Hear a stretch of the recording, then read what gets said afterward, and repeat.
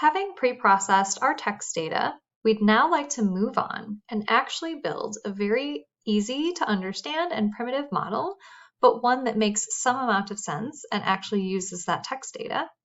And then we'd like to determine how good a job this model does at predicting our reviews. So the model that we have in mind for our primitive model is to scan through the text for a word that we think of as having a positive connotation. In this example, we're going to look for the word great, as though we're feeling that that word is enthusiastic. And we're also going to be looking for a word that we think would only be used to describe a product in a negative manner, like the word disappoint. Now that's a stem, actually, disappoint, because it might be that they were disappointed or they found it disappointing, but that's what we're going to do. We want to scan the text data to look for those stems for great and disappoint, and we want to compare the number of positive words that we find to the number of negative words we find. In the situation that a review has more positive words than negative words, we're going to predict that that's a good review.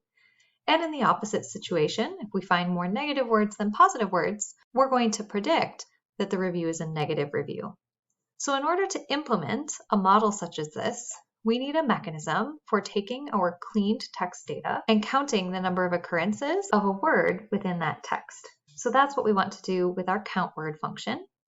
We're going to do two separate things, or two separate lines of code. First, we're going to take the string, which we're envisioning to be that formatted text that's gone through our pipeline, and we're going to separate it up into individual tokens or words or stems. We will then search that list and count the total number of occurrences of a specific word that we have in question. For our model, we're going to look at words great and disappoint, but we'd like the count word function to be sufficiently general to count any word that may or may not occur in the string. Now, in order to separate the string into individual tokens, we're going to use that split method of any string. So we'll define an object called individual words that is the output of calling myString split method. And this accomplishes task 1. Next, we'd like to search through that list of individual words and count the number of occurrences of my word. Luckily, the list individual words also has a .count method to which we can pass as an argument my word. So the value we wish to return is the output of the individual words count method. And what are we counting? Occurrences of my word. So let's go ahead and initialize that function. Now, having defined that function, what we would like to do is call that function for a specific word such as great, and apply this function with the value of great to every single value myString that appears in the formatted text column of our review data. I've actually made a copy of our review data since we'll be adding some columns to it. So just to preserve our original data, I made a copy. When we previously did this process, we would have created code such as this. We'd define some sort of object like great count and use a list comprehension to call count word with a first parameter as this variable t and second parameter great, where what is t? Well, t is going to iterate through the values in the formatted text column of the review copy. This is one way to apply the count word function to every string that appears in that column of our data frame. This is a perfectly fine way to do this, but while we're on the concept of methods, it's generally preferable in Python to use a method when you can. So there is actually a method of a Python series or data frame object. Both of them have an apply method, which is when you want to take a column or a portion of a data frame and apply some sort of function to all of the different values that occur in that column. So another way of coding what we have right here that uses methods would invoke the apply method of the column of the data frame, but the apply method needs some arguments passed to it. The first argument is, what are we applying? So here, that's our count word function. We need to apply the count word function to the values that appear in review copy at formatted text. However, the count word function needs more than just the values in that column in order to do its job properly. It also needs to know what value should go into my word, or in general, any subsequent arguments to the function that's right here.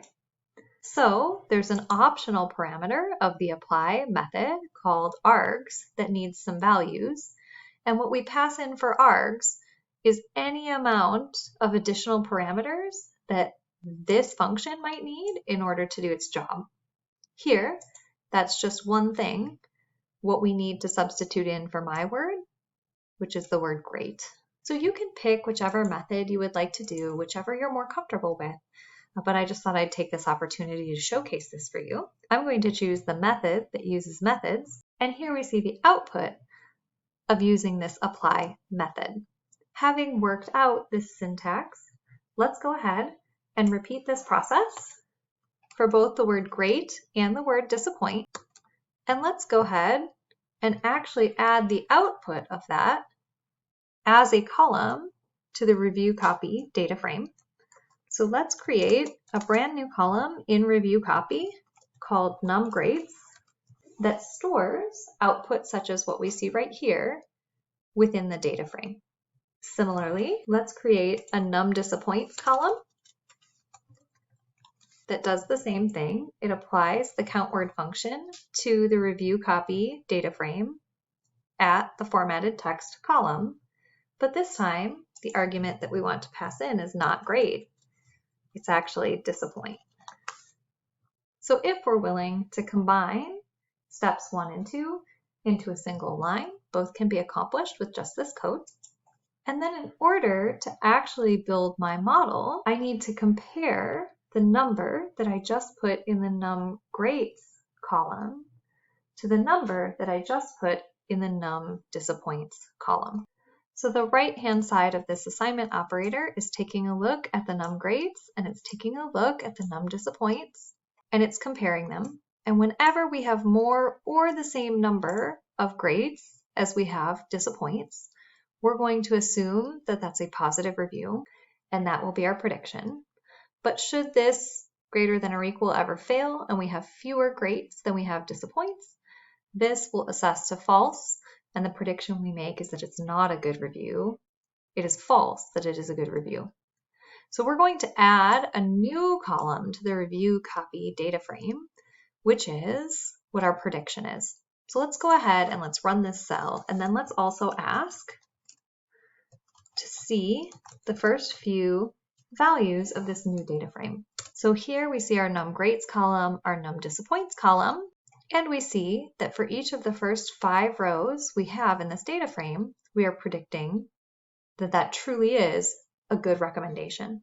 And since we can see the recommend column right here, we can actually see that for each of these first 5 predictions, we are dead on. Every single one of them truly would be a recommended product, and every single time we have predicted that the reviewer would recommend that product. This is only 5 rows of the data frame, so if we'd like to get a more complete picture, we can return to our value counts method, and we can look at the combination of columns recommend and GDPreds, and we compute our value counts here and see that in fact 32,680 times it is actually true that the product would be recommended, and we would have predicted that the product is recommended. So we are accurate here. The only other place where we are accurate is this very last row, where we truly wouldn't recommend the product, and we do not predict that we would recommend the product.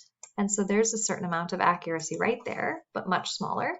And then we have 2 types of error in the middle here.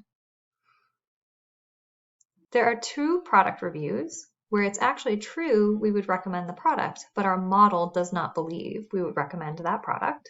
And perhaps more impactfully, there are 1,383 times where the reviewer actually would not recommend the product, but our model predicts that they would.